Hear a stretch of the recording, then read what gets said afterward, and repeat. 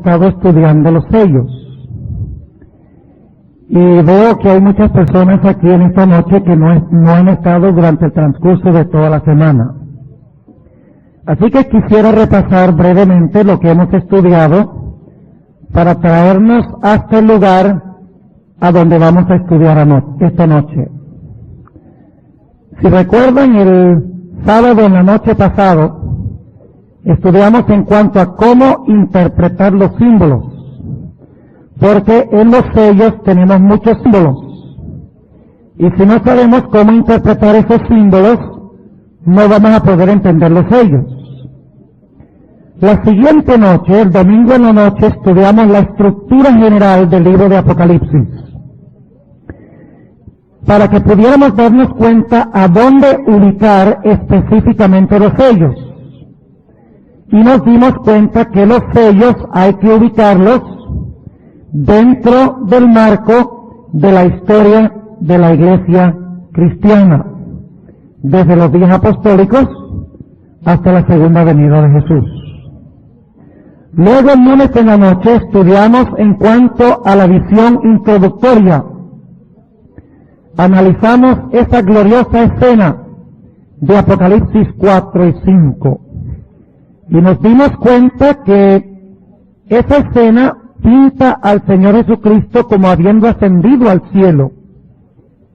Y luego el Señor Jesucristo procede a romper los sellos y el séptimo sello se rompe en la segunda venida. Sin embargo, nos dimos cuenta que el libro no se abre en la segunda venida. El séptimo sello se rompe en la segunda venida. Pero el libro se lee ¿cuándo? Según estudiamos. El libro se abre y se lee después del milenio, después de los 1000 años. Es decir, que el romper del séptimo sello y el leer el libro son dos cosas distintas. Luego analizamos los primeros 3 sellos. El caballo blanco, el caballo rojo y el caballo negro. Entonces analizamos el caballo amarillo y entonces los mártires debajo del altar. Eso fue lo que estudiamos anoche. Ahora, en esta noche queremos analizar el sexto sello y un paréntesis que hay en el sexto sello. Quisiera invitarles en esta noche a abrir sus Biblias conmigo al libro de Apocalipsis. Apocalipsis, el capítulo 6, y vamos a leer el pasaje que relata el sexto sello. Dice lo siguiente, empezando en el versículo 12. Y miré, cuando él abrió el sexto sello, y he aquí fue hecho un gran terremoto, y el sol se puso negro como un saco de silicio, y la luna se puso toda como sangre, y las estrellas del cielo cayeron sobre la tierra, como la higuera echa sus higos cuando es movida de gran viento. Y el cielo se apartó como un libro que es envuelto, y todo monte y las islas fueron movidas de sus lugares. Y los reyes de la tierra, y los príncipes, y los ricos, y los capitanes, y los fuertes, y todo siervo, y todo libre, se escondieron en las cuevas y entre las peñas de los montes, y decían a los montes y a las peñas, caed sobre nosotros, y escondednos de la cara de aquel que está sentado sobre el trono, y de la ira del Cordero. Porque el gran día de su ira es venido, ¿y quién podrá estar firme? Este es el sexto sello. Ahora, el sexto sello tiene 2 etapas. Y quiero que notemos eso en el espíritu de profecía, para que ustedes se den cuenta cuán precisa es la sierva de Dios en su armonía con la Sagrada Escritura. En el libro Conflicto de los Siglos, la página 349, la sierva de Dios describe las primeras señales de Apocalipsis 6:12 Ahora yo quiero que ustedes noten cómo cita ella esto. Ustedes se han dado cuenta que en esta serie hemos querido más que interpretar, hemos querido enseñarles cómo estudiar ustedes los sellos, cómo cuadrar el espíritu de profecía dentro del marco de cada uno de los sellos. Ahora, después que la hermana White describe en el conflicto de los siglos la persecución de los mártires, ella ahora en la página 349 cita Apocalipsis 6, 12, y voy a leer como ella lo cita. El revelador describe así la primera de las señales que vendrá en las nubes, el revelador describe así la primera de las señales que iban a preceder el segundo advenimiento. Y luego cita Apocalipsis 6:12, pero solamente una parte. Dice, fue hecho un gran terremoto, y el sol se puso negro como un saco de silicio, y la luna se puso toda como sangre. Ahora ella no ha citado el versículo 13, cita nada más el versículo 12. Ahora, ¿por qué razón? Porque en el capítulo donde se encuentra esta cita, el título es Heraldos de una nueva era. Y son aquellos que se levantaron en Europa y en Norteamérica, excluyendo por ahora a Guillermo Miller, para predicar el segundo advenimiento del Señor Jesucristo. Es decir, que estas señales, que dice aquí el terremoto, el sol oscurecido y la luna como sangre, son señales de la segunda venida de Jesús, que estaba siendo proclamada en este tiempo de la historia. Luego la hermana White procede a hablar de estas señales, las describe, y si tuviéramos tiempo le leería algunos párrafos en cuanto al cumplimiento extraordinario de estas señales. La primera señal que ella menciona es el terremoto, porque es el primero que se menciona en Apocalipsis 6. Habla del terremoto que se realizó en Lisboa en 1755, un tremendo terremoto que cubrió más de 4.000 millas de un lado a otro, alcanzó hasta la isla de Barbados, créanlo o no, en el mar Caribe, desde Lisboa. Cubrió un periodo, un área, según ella, de 10 millones de kilómetros cuadrados, este tremendo terremoto. Y luego menciona todos los lugares a donde se sintió el terremoto. Charles Lyell, quien fue un gran geólogo de la época, dice inclusive que de la tierra salieron tremendas llamaradas de fuego cuando hubo este gigantesco terremoto. Dice que duró aproximadamente 6 minutos y murieron unas 60.000 personas. Luego ella sigue comentando en la página 351 el día oscuro que se realizó en el año 1780 y la luna tornada en sangre que se realizó ese mismo día 19 de mayo, pero en la noche. Ahora fíjense lo que ella ha hecho. Ella ha tomado el sexto sello que habla del terremoto primero, luego del sol que se pone negro como un saco de silicio, y luego la luna tornada en sangre, y ella comenta cómo esto se cumplió en la historia. Y sucede después de la gran tribulación, según Mateo. Dice, después de la tribulación de aquellos días, ¿qué dice? El sol no dará su luz, la luna se pondrá como sangre y las estrellas caerán del cielo. Es después de la tribulación. La tribulación es el cuarto sello. ¿Recuerdan el caballo de la muerte y la persecución? El quinto sello son los mártires que lloran y claman a Dios que no se les ha hecho justicia. Así que la hermana White dice que después de este periodo vienen estas señales. ¿Sucedió así en la historia exactamente? Sí. Y fíjense que sucedieron en el exacto orden, como dice en Apocalipsis 6:12. Primero el terremoto, luego la luna que perdió su luz, y luego el sol que perdió su luz, y luego ¿qué? La luna tornada en sangre.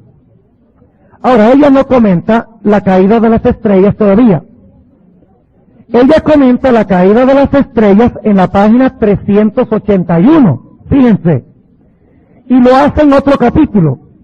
Lo hace en el capítulo Una profecía significativa, donde se habla de la predicación que hizo Guillermo Miller de la profecía de los 2300 días. Interesante. Ella dice, después de citar, fíjense, cita primero Apocalipsis 6:13. Dice lo siguiente: en 1833, 2 años después de haber principiado Miller a presentar en público las pruebas de la próxima venida de Cristo, apareció la última de las señales que habían sido anunciadas por el Salvador como precursoras de su segundo advenimiento.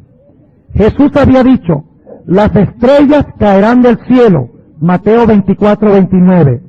Y Juan, al recibir la visión de las escenas que anunciarían el día de Dios, declara en el Apocalipsis, las estrellas del cielo cayeron sobre la tierra como la higuera echa sus higos cuando es movida de gran viento. Y luego ella declara, esta profecía se cumplió de modo sorprendente y pasmoso con la gran lluvia meteórica del 13 de noviembre de 1833. 1755 el terremoto. 1780, mayo 19, el día de Todos los Santos, incidentalmente, el sol se torna oscuro. Esa misma noche, la luna se torna en sangre, y en 1833, las estrellas caen del cielo. Las señales se realizaron en el orden exacto, como dice en Apocalipsis, el capítulo 6. Pero ahora quiero que noten un punto muy importante. Después del versículo 13, hay un paréntesis. ¿De acuerdo? Ahora, vamos a leer otra vez el versículo 12 y 13. Y miré cuando él abrió el sexto sello, y he aquí fue hecho un gran terremoto, y el sol se puso negro como un saco de silicio, y la luna se puso toda como sangre, y las estrellas del cielo cayeron sobre la tierra, como la higuera echa sus higos cuando es movida de gran viento. Punto. El versículo 14 no se cumple sino hasta el futuro, a la segunda venida de Jesús.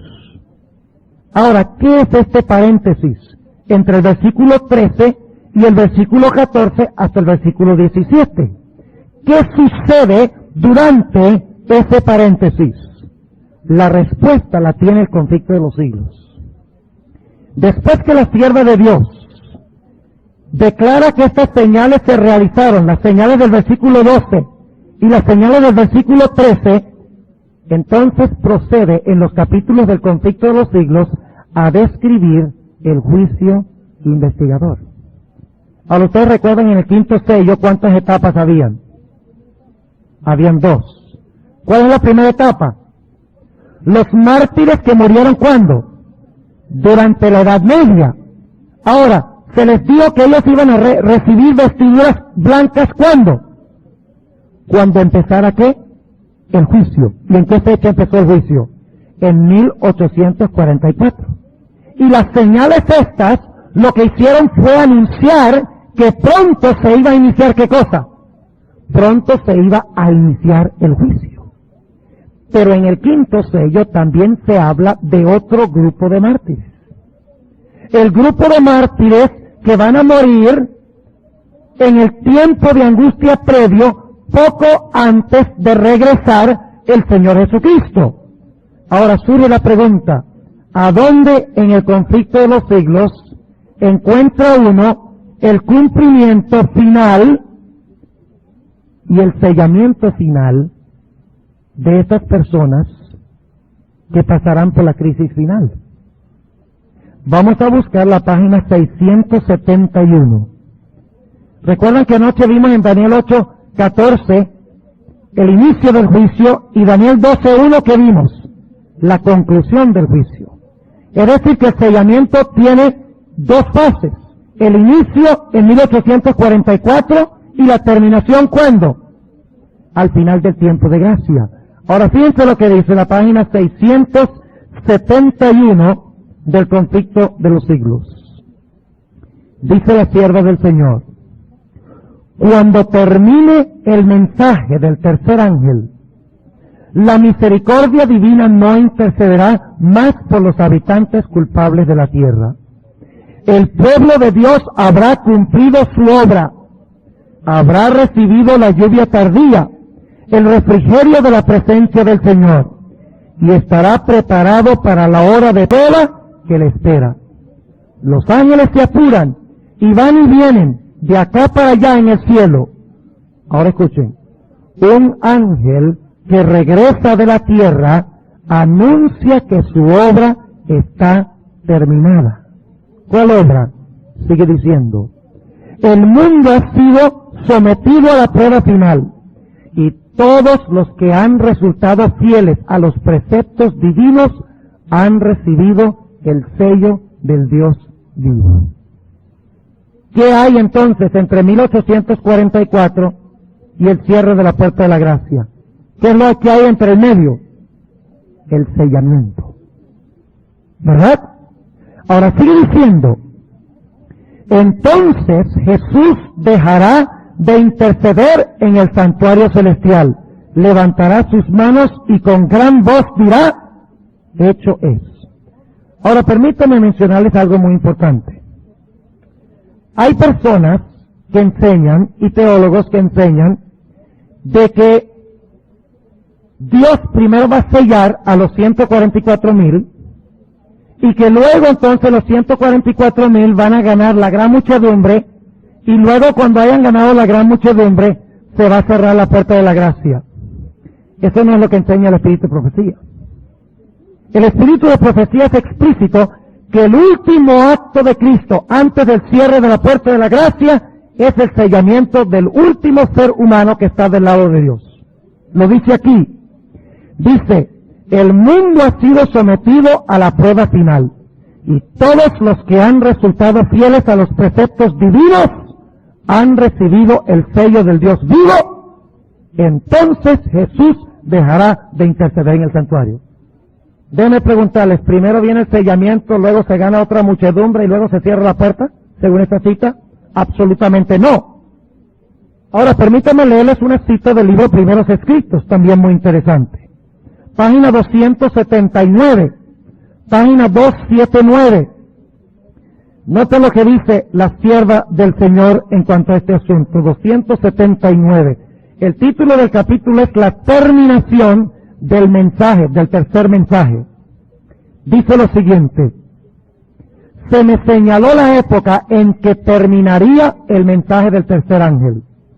El poder de Dios había asistido a sus hijos, quienes después de cumplir su obra estaban preparados para sobrellevar la hora de prueba que les aguardaba. Habían recibido la lluvia tardía o refrigerio de la presencia del Señor, y se había reavivado el viviente testimonio.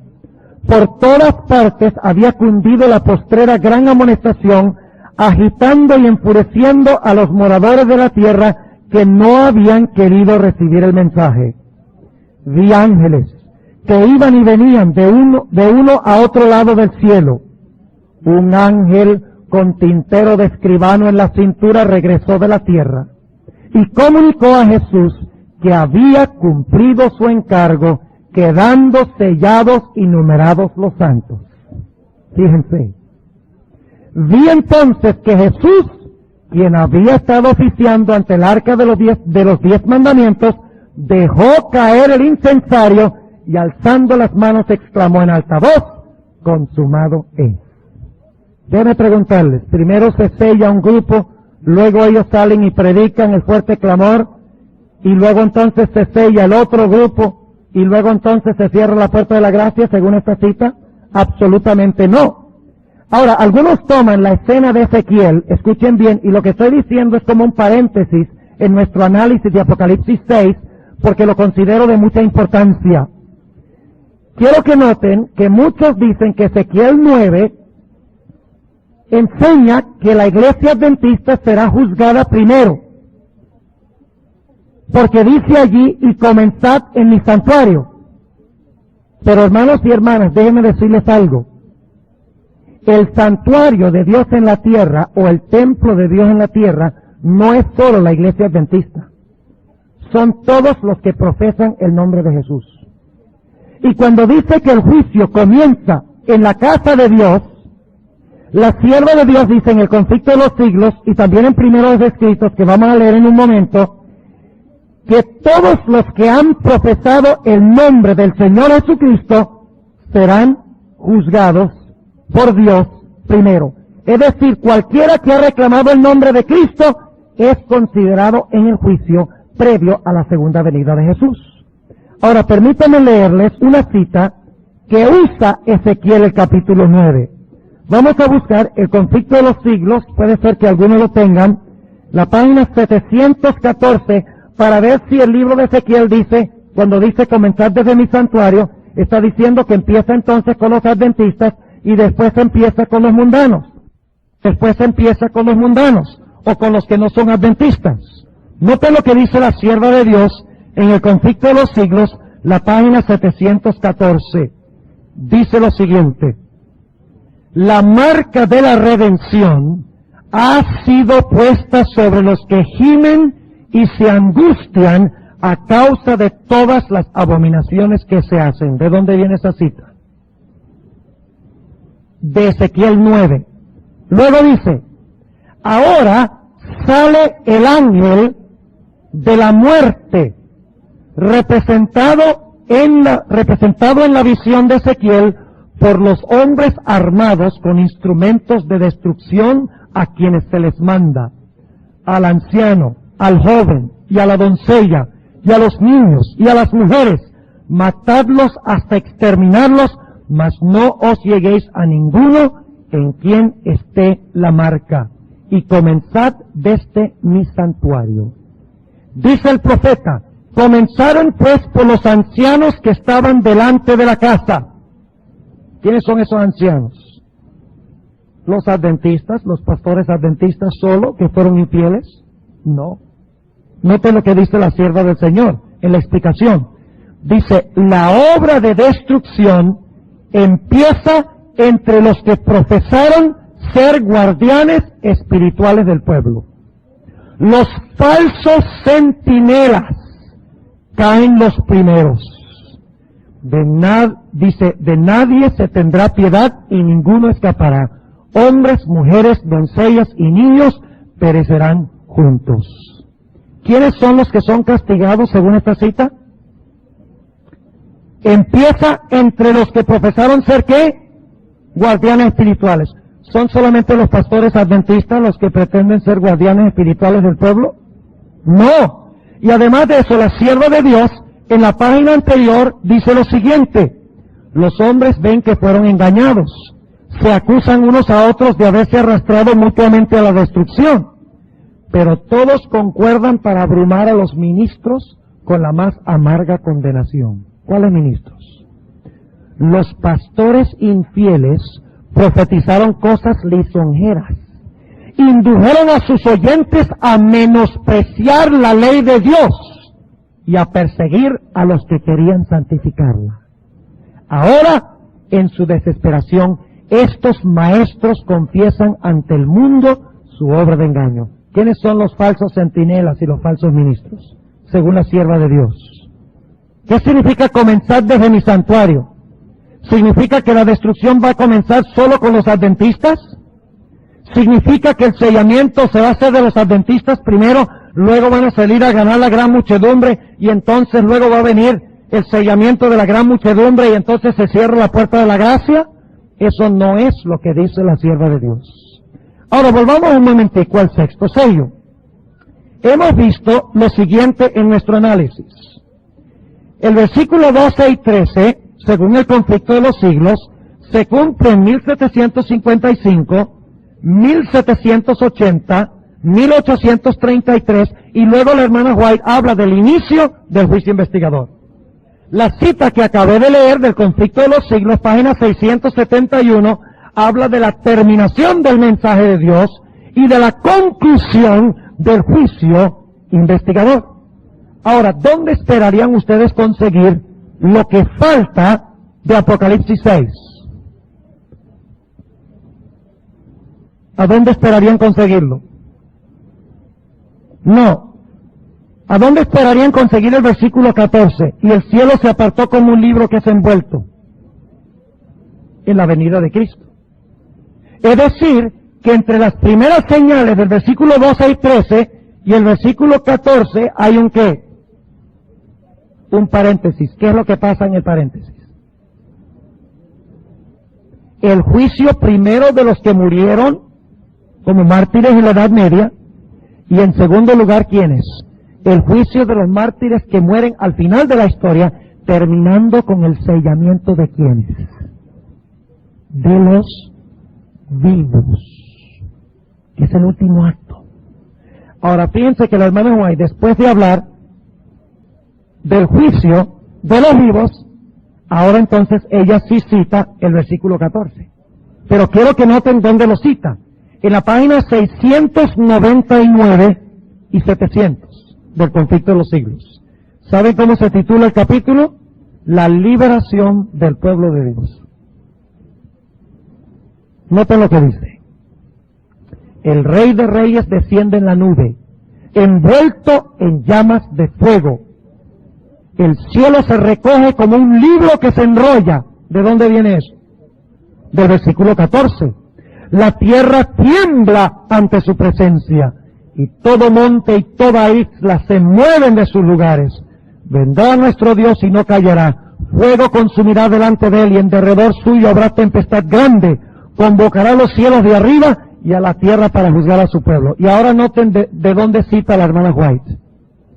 Y los reyes de la tierra, y los príncipes, y los ricos, y los capitanes, y los fuertes, y todo siervo y todo libre, se escondieron en las cuevas y entre las peñas de los montes, y decían a los montes y a las peñas, caed sobre nosotros, y escondednos de la cara de aquel que está sentado sobre el trono, y de la ira del Cordero, porque el gran día de su ira es venido, ¿y quién podrá estar firme? ¿Ven ustedes que hay mucha distancia entre el versículo 12 y 13 y el versículo 14 en adelante, donde el cielo se enrolla como un libro? Ahora la pregunta es, en el conflicto de los siglos, ¿qué es lo que pasa en el interino? ¿Qué es lo que pasa entre el medio? Entre los dos puntos de tiempo. Cuando vienen las señales anunciando el inicio del juicio investigador, y cuando viene la señal, es decir, las señales finales, después del cielo de la gracia, cuando Cristo regresa. ¿Qué pasó en el paréntesis? A ver, dígame, ¿qué pasó en el paréntesis? El juicio investigador.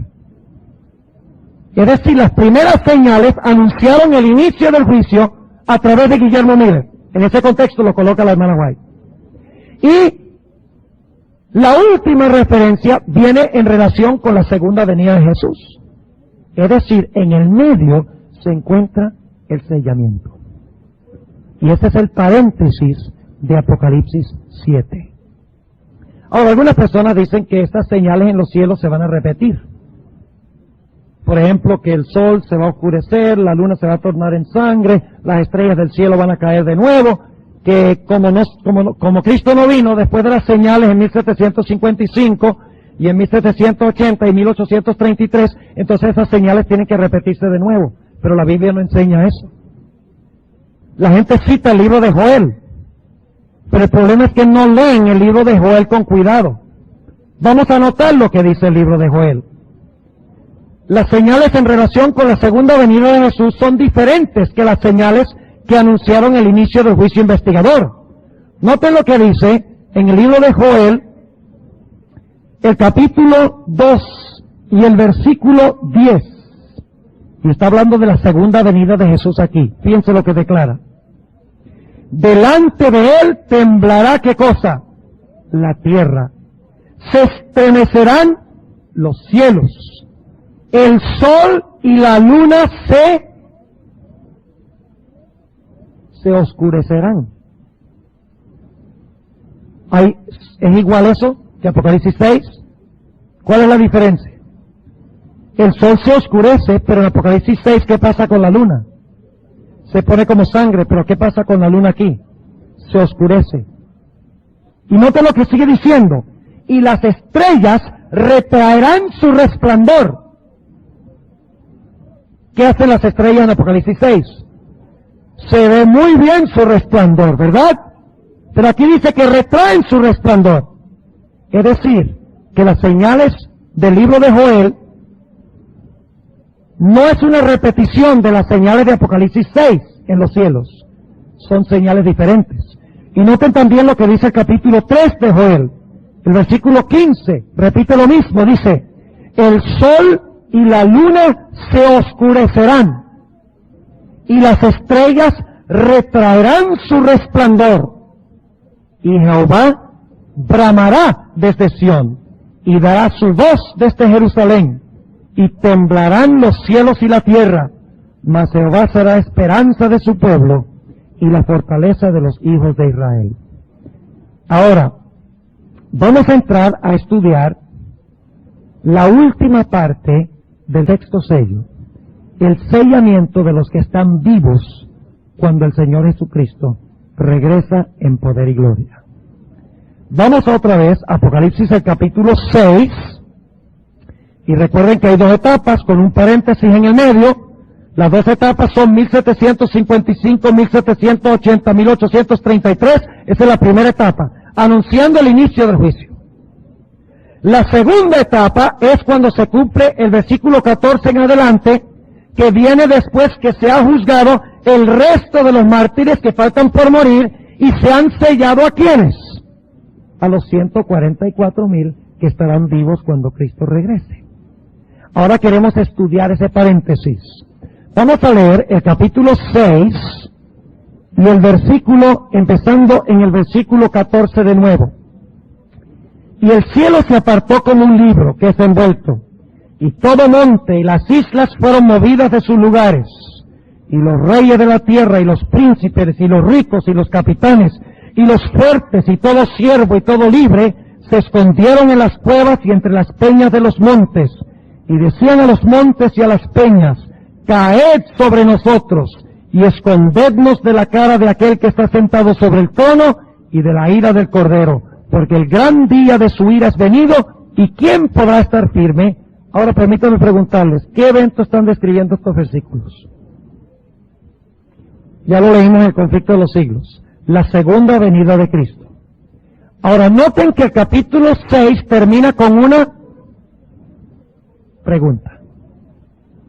Cuando el Cordero venga, ¿quién podrá estar firme o quién podrá estar en pie? ¿Dónde está la respuesta? En el capítulo 7. Ahora déjenme preguntarles, ¿el capítulo 7 está en orden cronológico con el capítulo 6? En orden de tiempo, el capítulo 7, los primeros 8 versículos, ¿vienen después de lo que sucede en el capítulo 6? No. Eso es uno de los puntos que tenemos que reconocer cuando estudiamos Apocalipsis. Es que Apocalipsis no está en orden cronológico. Apocalipsis alcanza el clímax y luego regresa para relatar eventos. Nuevamente alcanza el clímax y regresa otra vez para relatar más eventos antes del clímax. Y así es que en el capítulo 6 se hace la pregunta, cuando Cristo venga, ¿quién podrá estar firme? La respuesta es, los que hayan sido sellados antes.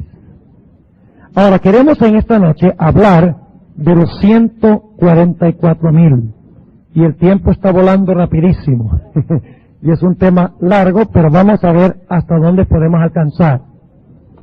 Los puntos claves que queremos tratar en el capítulo 7 y el versículo 1 al 8 son los siguientes.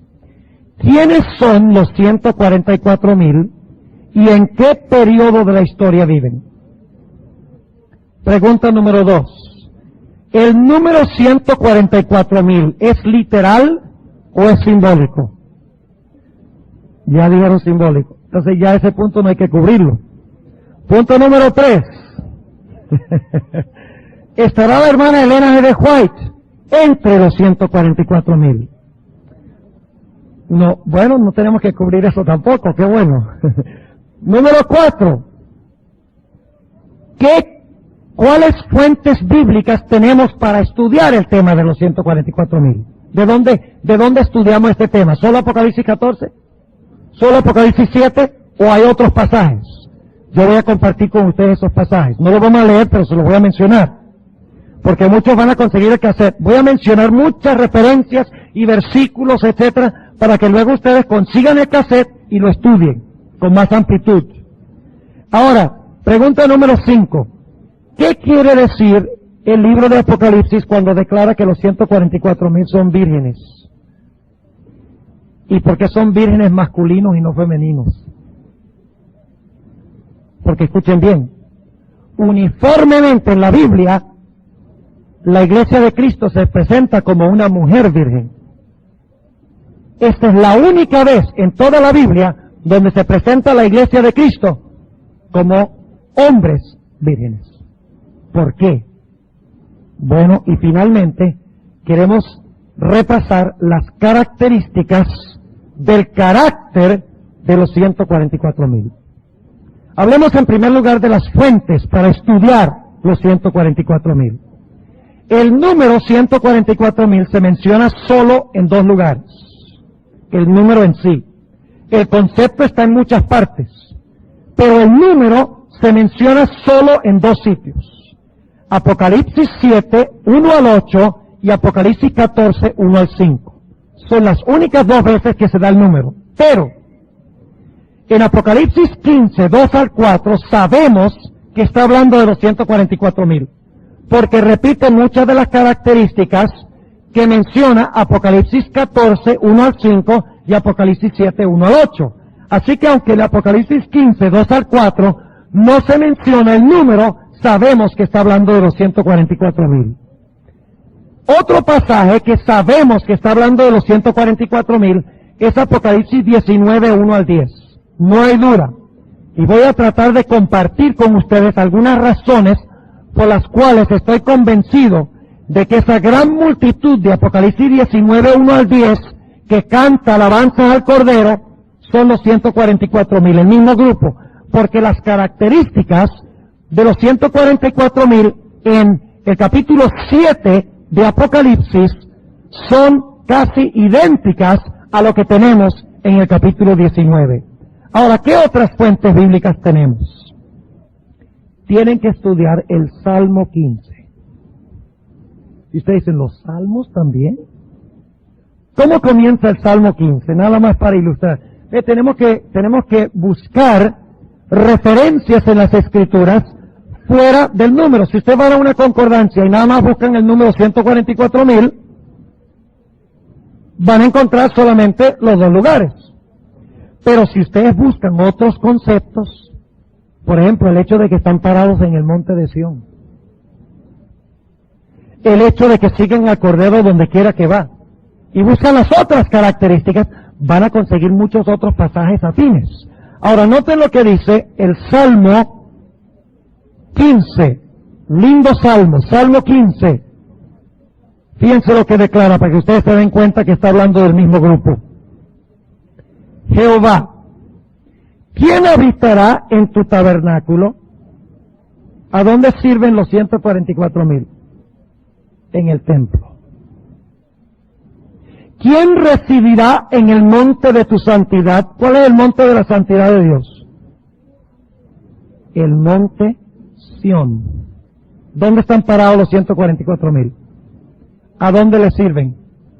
En el templo. Sabemos que esto está hablando de los 144,000. Ahora va a responder qué carácter van a tener. El que anda en integridad y obra justicia y habla verdad en su corazón. Ah, es que los 144,000 en su boca no fue hallado mentira. ¿Ven? Y luego dice, ni hace mal a su prójimo, ni contra su prójimo acoge oprobio alguno. Aquel a cuyos ojos es menospreciado el vil, mas honra a los que temen a Jehová, y habiendo jurado en daño suyo, no por eso muda. ¿Quién su dinero no dio por usura, ni contra el inocente tomó cohecho? El que hace estas cosas no resbalará para siempre. Ahí está el carácter de los 144,000. ¿Qué otras fuentes? Ezequiel 9, tiene que estudiarlo.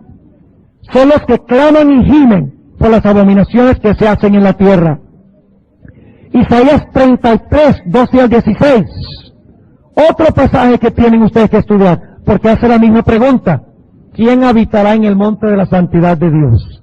Y luego entonces da la respuesta. Tienen que estudiar Zacarías 3, Josué y el ángel, que la sierva de Dios en el libro Profetas y Reyes, página 431 al 35, dice que está hablando de las escenas finales del juicio investigador y el sellamiento de los 144,000. Tienen que estudiar también Joel 2, 1 al 18, porque en Joel 2 se hace la misma pregunta que en Apocalipsis 6, 17, porque el gran día de su ira es venido, ¿y quién podrá estar firme? La idéntica pregunta en Joel 2:11.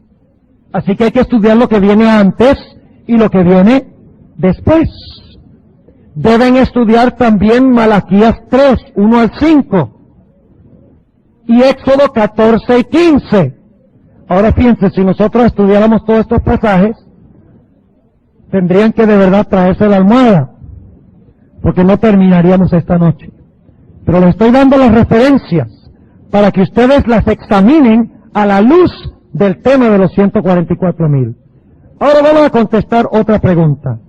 ¿Quiénes son los 144,000 y en qué etapa de la historia viven? La respuesta a esta pregunta es muy sencilla. Ellos viven al final de la historia. Son los que están vivos cuando Cristo regrese en poder y gloria. Ustedes ya sabían eso, ¿verdad? Lo saben comprobar con la Biblia. ¿Saben comprobar con la Biblia que ellos van a vivir al final de la historia? ¿Son los que van a estar vivos cuando Cristo regrese? ¿Lo pueden comprobar con la Biblia? ¿Cómo lo hacen? Bueno, vamos a repasar. El capítulo 6, la última parte, dice, el gran día de su ira es venido, ¿quién podrá estar firme? ¿Y cuál es la respuesta? Los 144,000 sellados. ¿Están ellos vivos cuando Cristo regresa? Ahí está. Y ahora fíjense, en Apocalipsis 14, 1 al 5, donde habla de ellos parados sobre el monte de Sión y se habla del carácter de los 144,000, ¿han notado ustedes lo que viene inmediatamente antes de eso? Viene la prueba con respecto a la bestia, su imagen y la marca de la bestia, ¿sí o no? Y luego dice que Juan los ve en el monte de Sión victoriosos. Es decir, que ellos pasaron ¿por qué prueba? Por la prueba de la bestia, su imagen y su señal. ¿Y cuándo es eso? Al mero final de la historia. Y Apocalipsis 15 dice claramente que ellos pasaron por la crisis final. Noten lo que dice Apocalipsis 15 y el versículo 2. Y vi así como un mar de vidrio mezclado con fuego, y los que habían alcanzado la victoria sobre la bestia y su imagen y su señal y del número de su nombre, estar sobre el mar de vidrio teniendo las arpas de Dios. Entonces los 144,000 pasan por la prueba final con respecto a la bestia, su imagen, su marca y su número y su señal, ¿sí o no? La Biblia es clara. Entonces, ¿cuándo viven los 144,000? Al final de la historia. Ellos pasarán vivos, ¿por qué? Por el tiempo de angustia de Jacob. Ahora vayamos a otra pregunta. No voy a leer una cita del conflicto de los siglos, lo vamos a leer después. ¿Estará Elena G. White entre los 144,000? La hermana White nunca dijo ni una sola vez que ella estará entre los 144,000. Ella sí dice que estará con los 144,000. Pero con y entre son dos cosas muy distintas. Si estuviera entre los 144,000, tendría que estar viva durante el tiempo de angustia. Tendría que estar viva durante el sellamiento final. Ahora, algunos han entendido mal una carta que la hermana White le escribe a un hermano que perdió a su esposa.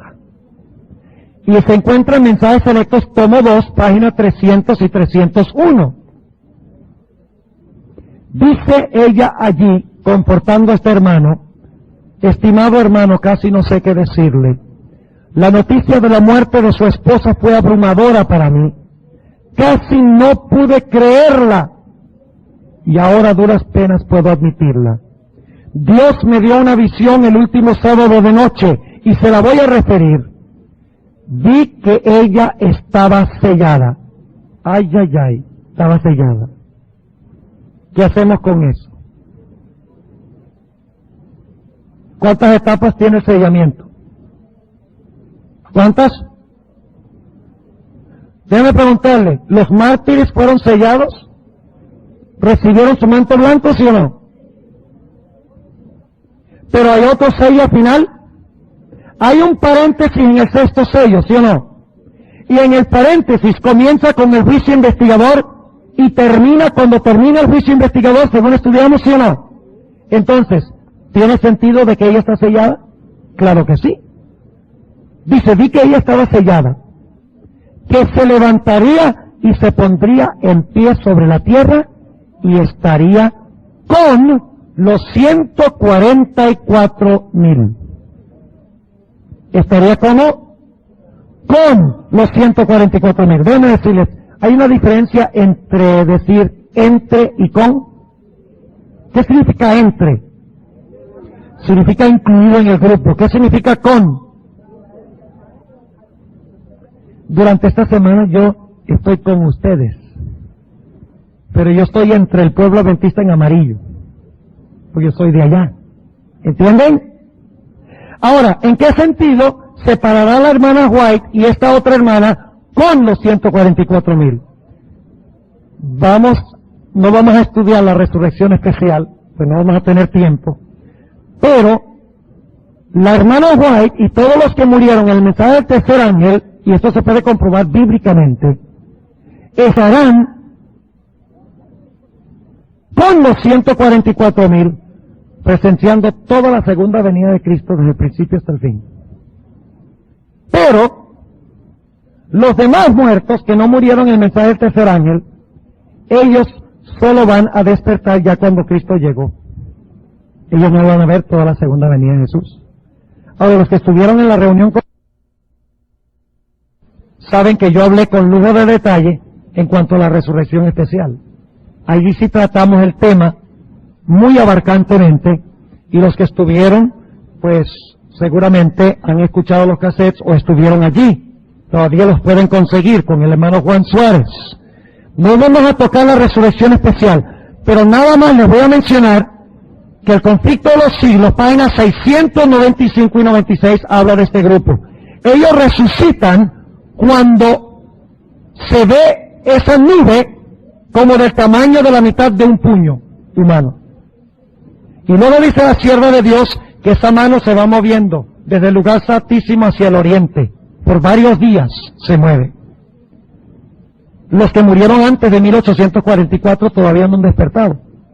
Pero los que murieron en el mensaje del tercer ángel sí están despiertos. Están parados con los 144,000 viendo el movimiento de la nube. Luego el conflicto de los siglos dice que la nube desciende, hasta que finalmente, cuando está Jesús sobre el planeta, no tocándolos encima del planeta, entonces dice, despertaos, despertaos, despertaos, los que moráis en el polvo de la tierra.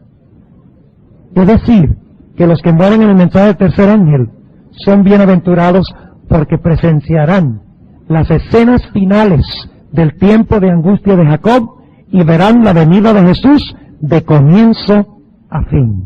¡Qué gran privilegio estar en el mundo durante esos días! Cuando dice que la sinagoga de Satanás, que insistió en pisotear la ley y el sábado, tendrá que lanzarse a los pies de los hijos de Dios y confesar de que Dios en verdad amó al remanente de Dios.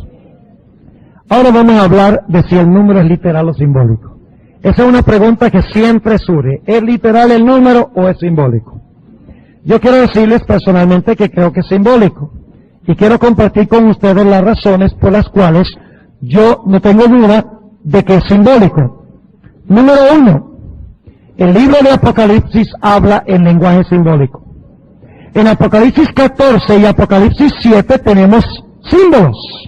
Por ejemplo, en esos dos capítulos tenemos 24 ancianos, tenemos los 4 ángulos de la tierra, tenemos un cordero, tenemos vientos, árboles, tribu de Israel, sello, tierra, mar, vestiduras blancas, vírgenes, primeros frutos, es decir, primicias, todo eso es lenguaje simbólico. Entonces, ¿qué debe ser el número también? El número también debe ser simbólico. Segundo, si solamente va a haber 144,000 vivos cuando Cristo venga, ni uno más ni uno menos, eso suena bastante arbitrario. Suena casi como si fuera ¿qué? Predestinación. Porque es muy improbable que accidentalmente nada más resulten exactamente 144,000 personas vivas, ni uno más ni uno menos. Tercero, la palabra 1000 en la Biblia y en el espíritu de profecía no siempre significa exactamente. Entonces tienen que ser judíos literales. ¿Sí o no? ¿De acuerdo? Ahora, ¿qué hemos estudiado todas las mañanas aquí? ¿Quién es Israel? Según lo que hemos estudiado aquí abundantemente de la Biblia. ¿Quién es Israel? ¿Israel es literal o espiritual? ¿Las tribus son literales o espirituales? Ah, pero el número sí es literal. ¿Ah? No. No podemos decir que las tribus son simbólicas. Las tribus de Israel son simbólicas. Israel es simbólico. Pero el número 144,000 es que es literal. Ahora, quiero compartir con ustedes las razones principales por las cuales yo creo lo que estoy diciendo. Quiero compartir con ustedes ahora una cita que encontramos en el Conflicto de los Siglos, páginas 706 y 707. Escuchen bien. La sierva de Dios, cuando comenta sobre los 144,000 y cuando comenta sobre la gran muchedumbre, dice que los dos son el mismo grupo. Y ustedes dicen, ¿cómo? Que la gran muchedumbre que nadie puede contar es lo mismo que los 144,000. ¿Cómo va a ser? Si un número es contable y el otro es incontable, ¿cómo es posible? Bueno, en un momento lo voy a explicar, pero déjenme leerles del Espíritu de Profecía lo que dice el Conflicto de los Siglos 706 y 707. Dice, delante del trono, sobre el mar de cristal, y ese mar de vidrio que parece revuelto con fuego por lo mucho que resplandece con la gloria de Dios, háyase reunida la compañía de los que salieron victoriosos de la bestia y de su imagen y de su señal y del número de su nombre. Con el Cordero en el monte de Sión, teniendo las arpas de Dios, están en pie los 144,000 que fueron redimidos de entre los hombres. ¿De quién está hablando la hermana White? De los 144,000. Sigue diciendo, se oye una voz como el estruendo de muchas aguas, y como el estruendo de un gran trueno, una voz de tañedores de arpas que tañían con sus arpas. ¿Quiénes son esos? ¿De quién está hablando todavía? Ok. Cantan un cántico nuevo delante del trono, un cántico que nadie podía aprender sino aquellos 144,000. Todavía está hablando de los 144,000, ¿verdad? Sigue diciendo, y no estoy saltando ningún párrafo, es el cántico de Moisés y del Cordero, un canto de liberación. Ninguno sino los 144,000 pueden aprender aquel cántico, pues es el cántico de su experiencia. Una experiencia que ninguna otra compañía ha conocido jamás.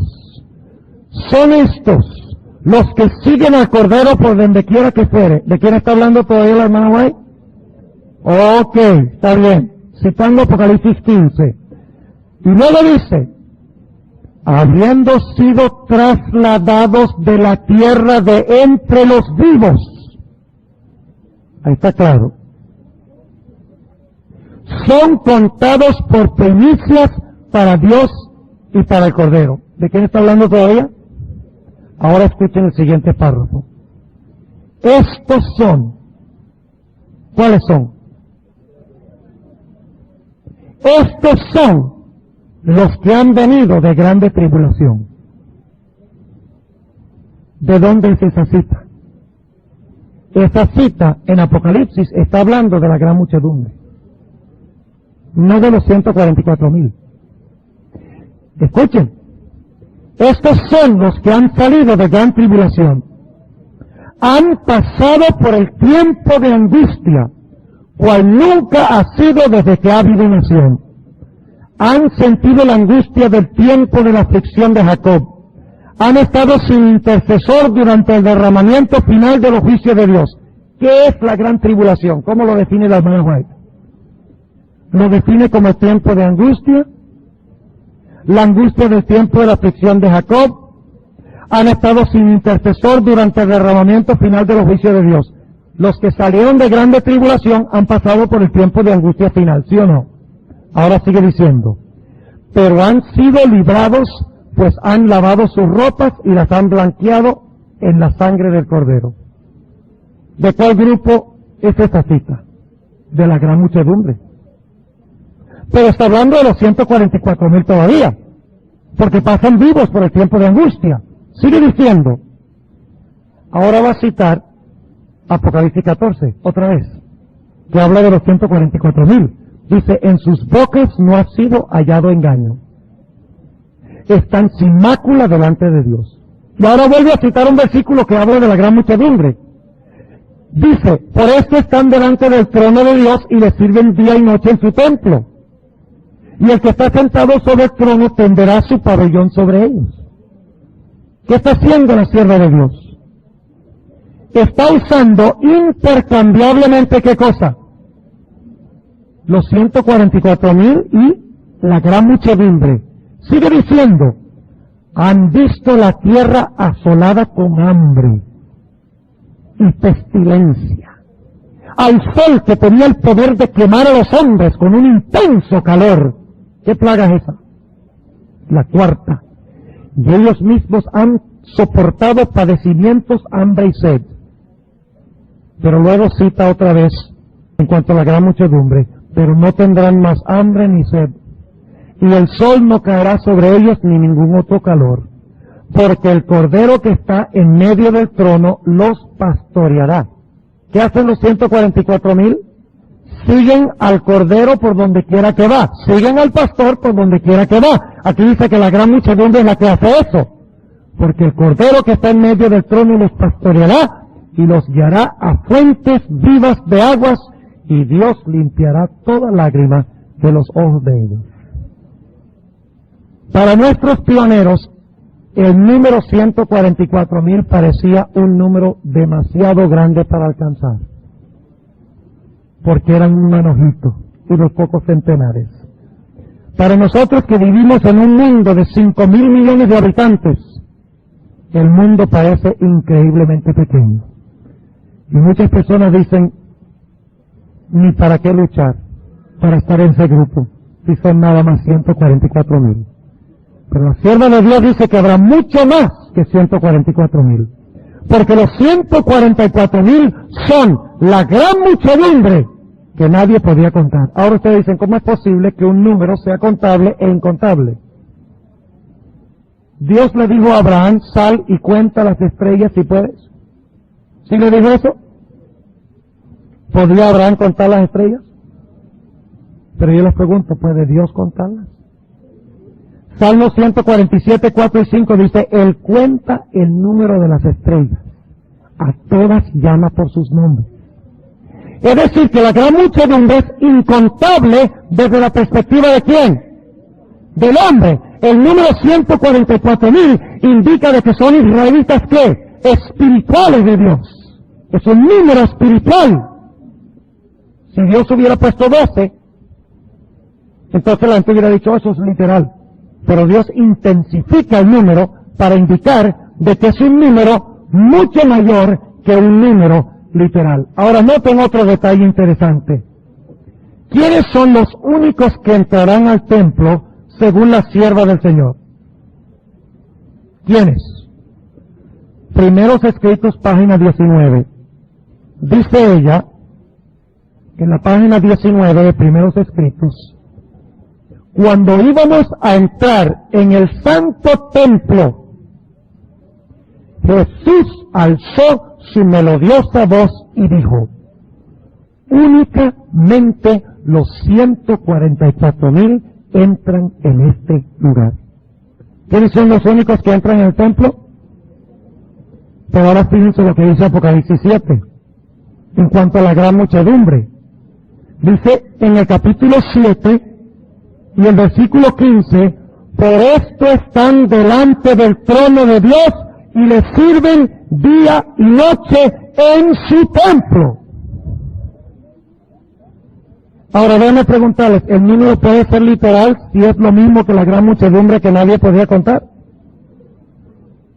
¿Qué les parece? ¿Puede ser literal el número 144,000 si es lo mismo que la gran muchedumbre que nadie podía contar? Claro que no. Ahora noten otro dato interesante.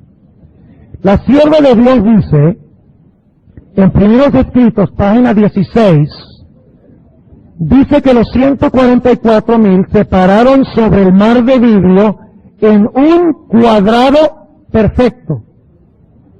¿Saben ustedes lo que dice la sierva de Dios en cuanto a eso en el conflicto de los siglos? Ella dice en el conflicto de los siglos que la gran muchedumbre es la que se para en un cuadrado perfecto. Ahora fíjense lo que está haciendo la sierva del Señor. Está usando intercambiablemente ¿qué? La gran muchedumbre y los 144,000. Ahora, ¿por qué razón sucede esto? Vamos a explicar por qué. En Apocalipsis 7, 1 al 8, encontramos que Dios está hablando del sellamiento de la generación final. Es decir, está hablando de la iglesia militante que se encuentra todavía ¿dónde? En la tierra. Mientras que la última escena, a partir del versículo 9 hasta el versículo 17, está hablando de la iglesia ¿qué? Triunfante. Ahora, noten un detalle muy importante que no quiero que pierdan. En el capítulo 7 y el versículo 4 nos dice lo siguiente. Déjenme preguntarle, ¿Juan vio a los 144,000? ¿Los vio? Lo siento mucho, no los vio. Por lo menos al principio del capítulo no los vio. Note lo que dice el versículo 4. Y oí el número de los señalados. 144,000 señalados de todas las tribus de los hijos de Israel. Es decir, que cuando Dios le habla del número 144,000, Él solamente ¿qué? Solo oye. Pero ¿qué dice de la muchedumbre? Versículo 9. Después de estas cosas miré, y he aquí una gran compañía que ¿qué? Una gran compañía que nadie podía contar. Ahora escuchen lo que voy a decir. En el libro de Apocalipsis y también en Daniel, en Apocalipsis y también en Daniel, se usa mucho esto de oí y vi para describir lo mismo en diferentes palabras. Por ejemplo, si ustedes leen Apocalipsis 1 comienza diciendo, Dios le dice a Juan que hay 7 iglesias y le da el nombre de las 7 iglesias. Y luego entonces dice que de repente Juan ve a Jesús caminando en medio de los 7 candeleros. Es la misma escena. Primero oye y después ¿qué? Y después ve. En Daniel 8 sucede lo mismo. Primero Dios le muestra a Daniel una visión, la visión de todo lo que va a pasar durante los 2300 días. Y luego de repente ya no ve más. Se va el video y nada más oye a 2 seres hablando en el cielo. Y uno le pregunta a otro, ¿hasta cuándo va a suceder esta visión que le hemos mostrado? Y entonces viene la respuesta audible, hasta 2300 días y el santuario será purificado. Es decir, que el ver y el oír describe lo mismo, y a veces inclusive en formas aparentemente contradictorias. Note lo que dice el capítulo 5. Capítulo 5, nuevamente, oír y ver. dice en el versículo 5, y uno de los 7 ancianos me dice, no llores, he aquí el león de la tribu de Judá, la raíz de David, que ha vencido para abrir el libro y desatar sus sellos. ¿Vio Juan al león? ¿Lo vio? No, no lo vio.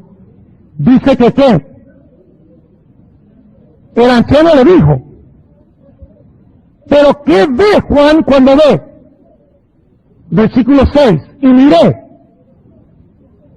y aquí en medio del trono y de los 4 animales, y en medio de los ancianos estaba un cordero como inmolado. ¿El león y el cordero son lo mismo? A ver, pueblo, representan el mismo personaje, ¿sí o no? Pero ¿cómo un león puede ser un cordero? La misma pregunta hago yo, ¿cómo pueden 144,000 ser una muchedumbre que nadie puede contar? ¿Están entendiendo lo que estoy diciendo? Dios está describiendo lo mismo. Juan oye el número por la importancia del número primero, y luego entonces Dios le muestra el grupo representado por el número.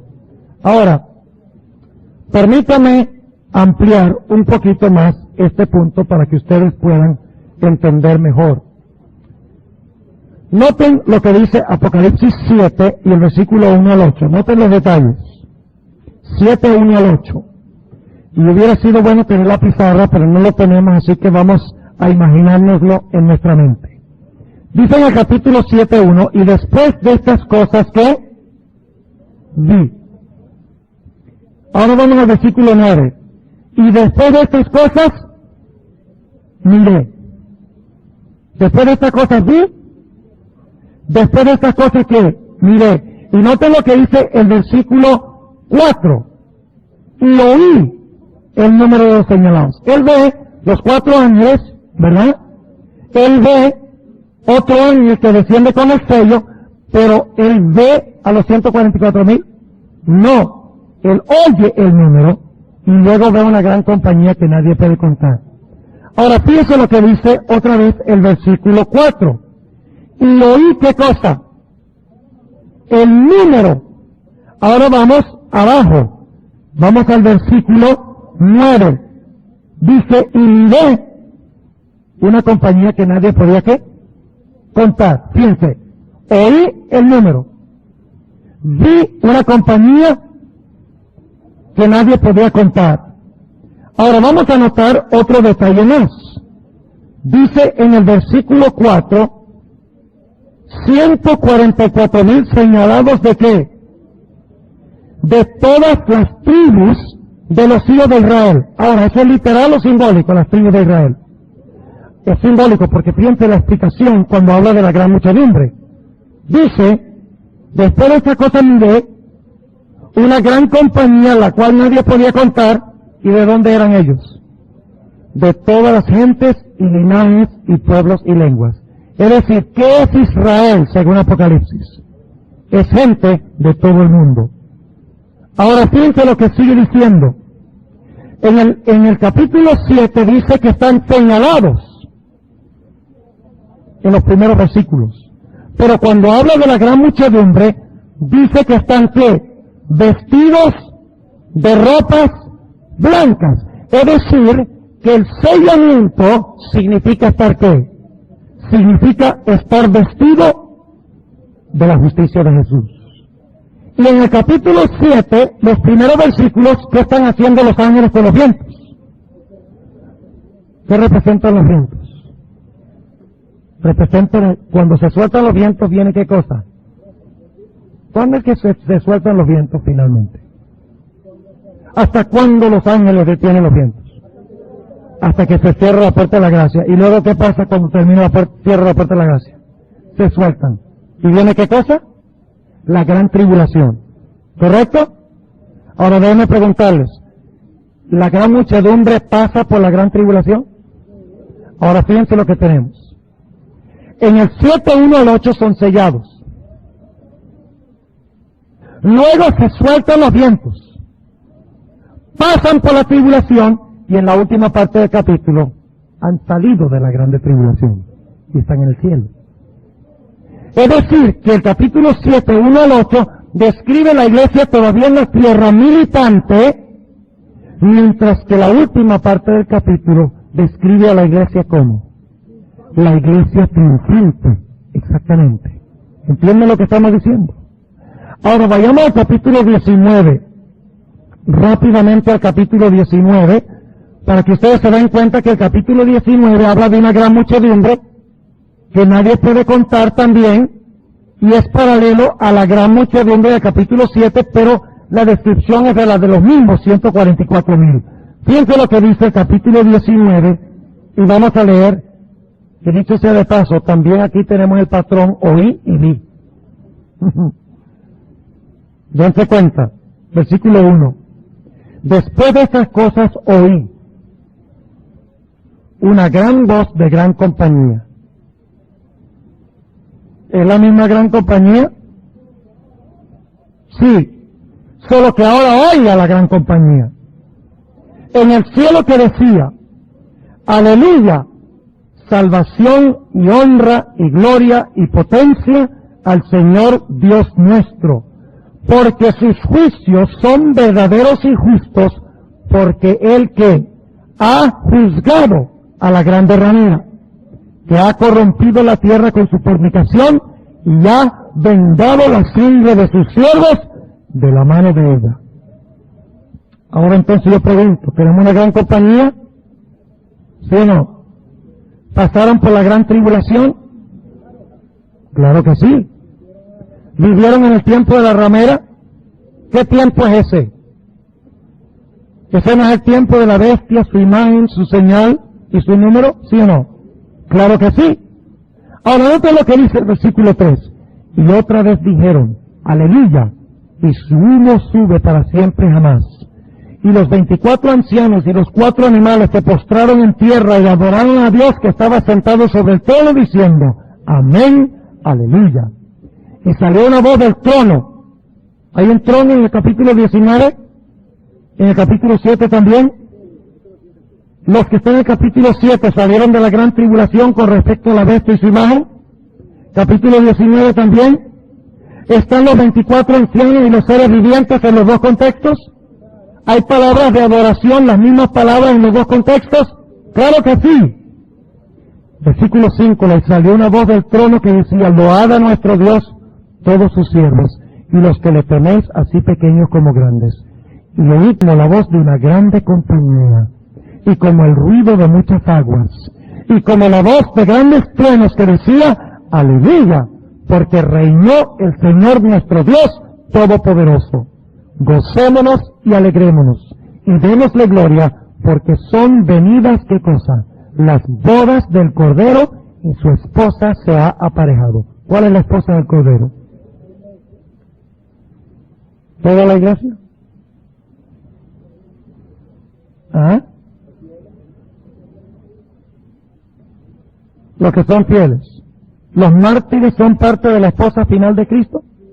No. No. Ahora los tengo sorprendidos.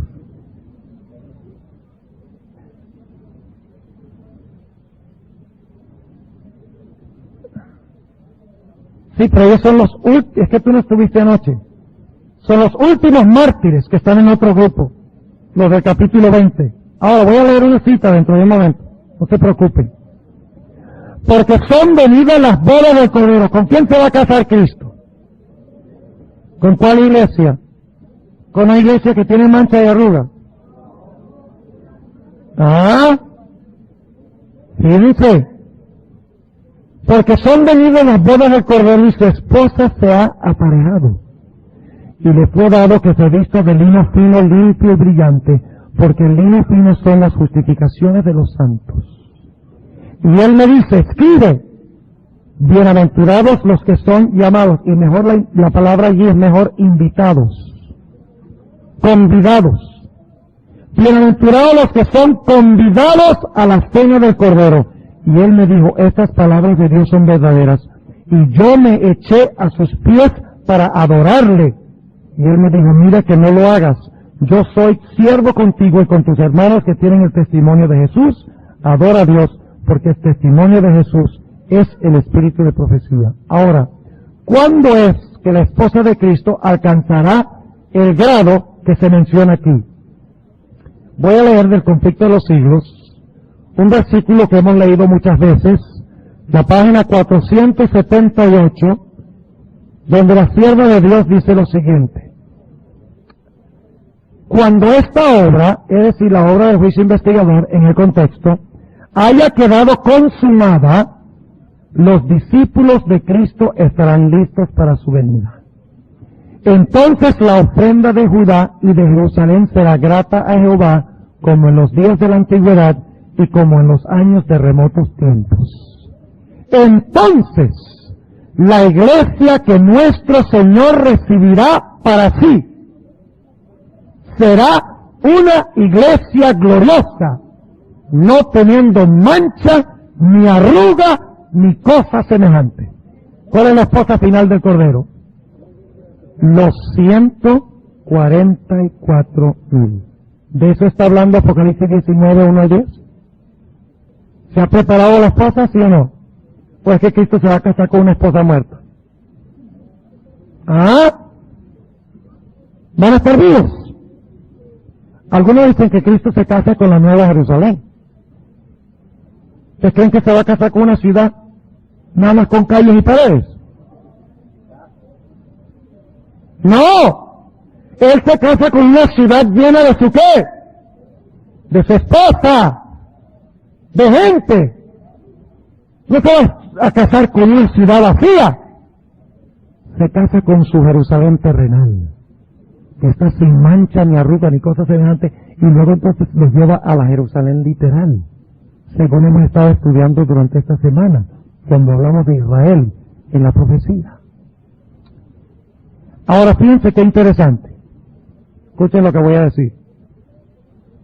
En Apocalipsis 7, primero Juan ve el sellamiento de la esposa de Cristo, ¿verdad? Y después los ve ¿dónde? En el cielo. ¿Correcto? En Apocalipsis 19, primero los ve en el cielo. Y después entonces muestra cómo Cristo viene a buscarlos. ¿Sí o no? Fíjate que primero ha oído. ¿Sí o no? En cuanto todo esto él lo oyó. Oye la voz de la gran compañía. Está cantando. Una voz que le dice, la esposa está lista. La esposa se preparó. Está en el cielo. Pero ¿cómo están en el cielo si Cristo todavía no ha venido a buscar a su esposa? Ah, es que tenemos lo contrario, el orden contrario de Apocalipsis 7. Noten el versículo 11. Ahora él ve. Dice, y vi el cielo abierto. Y he aquí un caballo blanco. Y el que estaba sentado sobre él era llamado Fiel y Verdadero, el cual con justicia juzga y pelea. Y luego describe la segunda venida de Jesús. ¿Ven lo que está pasando? En Apocalipsis 7 primero muestra el sellamiento de la esposa. Las viste con vestiduras blancas. Y luego en la última parte del capítulo describe que pasaron por la gran tribulación y están victoriosos en el cielo. En el capítulo 19 encontramos primero el grupo en el cielo. Son victoriosos. Están vestidos de blanco. Es la esposa lista para Cristo. Están los 24 ancianos, los seres vivientes, los ángeles, todos están allí, como en el capítulo 7. Pero fíjense que en el capítulo 19, primero están en el cielo, y luego entonces Juan ve cuando Cristo viene a ¿qué? A buscarlos, a buscar a su esposa. Es decir, en la misma escena de la iglesia triunfante y la iglesia militante, pero en diferente ¿qué? En diferente orden. Ahora concluyamos mencionando muy brevemente, y tenemos que hacerlo muy brevemente, el carácter de los 144,000. Y al fin y al cabo esto es lo más importante, ¿verdad? Porque nadie que no tenga el carácter de los 144,000 va a estar entre el grupo. Nosotros podemos discutir de que si son literales o simbólicos, de que si el hermano Juan va a estar y todas esas cosas, pero si nosotros no preparamos un carácter para estar, de nada vale tener todo ese conocimiento académico. Importante, ¿verdad? Porque nadie que no tenga el carácter de los 144,000 va a estar entre el grupo. Nosotros podemos discutir de que son literales o simbólicos, de que si la hermana White va a estar y todas esas cosas, pero si nosotros no preparamos un carácter para estar, de nada vale tener todo ese conocimiento académico.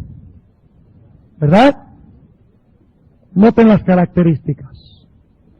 Tienen el nombre de Jesús, del Padre de Jesús en sus frentes. ¿Qué significa eso? Tienen el carácter de Jesús, ¿dónde? En su mente. Déjenme preguntarles, ¿el que controla su mente, controla todo su ser? ¿Sí o no? Cuando Satanás posee la mente de una persona, como David Koresh, ¿lo controla también su cuerpo? ¿Y todo lo demás? Sí. La mente de los 144,000 será 100% de ¿quién? De Cristo.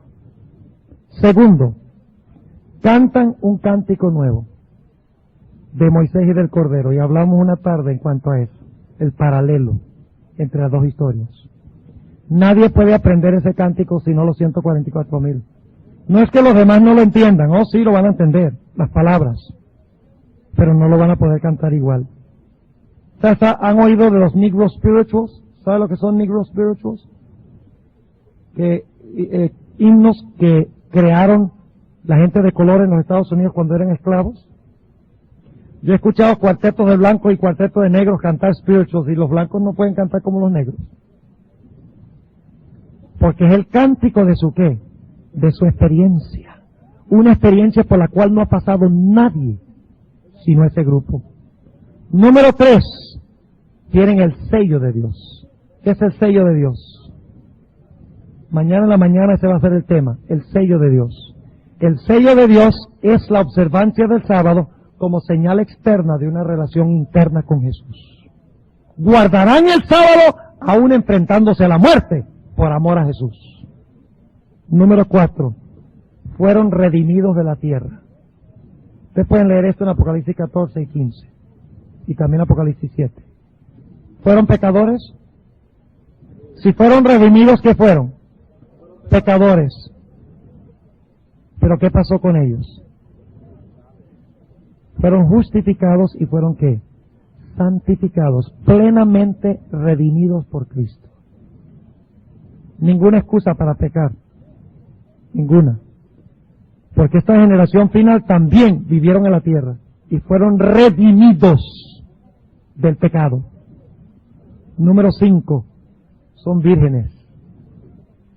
Es decir, no se casaron nunca.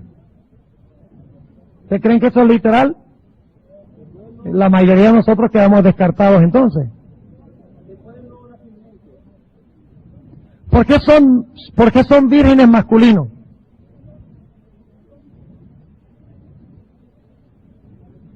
Ahora fíjense. Generalmente, ¿cómo se presenta la esposa de Cristo? Con una mujer. ¿Por qué? Porque Cristo es el esposo y la iglesia es su esposa. Pero el problema es que al final de la historia hay una mujer que hace ¿qué cosa? Adultera ¿con quiénes? Con los reyes de la tierra. ¿Ven?